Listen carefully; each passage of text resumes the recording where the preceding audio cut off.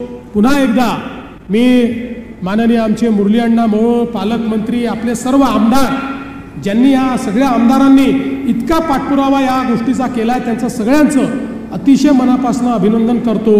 आणि घोडावतजी, आपल्याला विनंती करतो की ही विमानसेवा नीट चालू राहिली पाहिजे, कारण आमचे म्हणजे तुम्ही चांगलंच चालवता, पण प्रायव्हेट ऑपरेटरबद्दल आमचं एक अनेक वेळा ऑब्झर्वेशन आहे की त्यांना अजून फायद्याचा रूट मिळाला की त्या रूटवर ते विमान टाकून देतात आणि आम्हाला सांगून देतात की काहीतरी आमच्या विमानात गडबड झाली आहे। तुम्ही तसं करणार नाही माझी अपेक्षा आहे। त्यामुळे काही झालं तरी आता सुरू झालेली ही सेवा बंद होऊ नये ही काळजी आपल्याला घ्यायची आहे।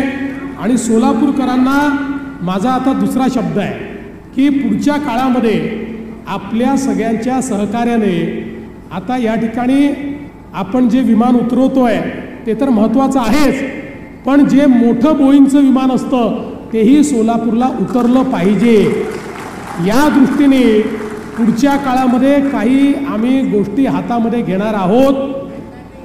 नाईट लँडिंगही झालं पाहिजे हेही आपल्याला हातामध्ये घ्यायचं आहे।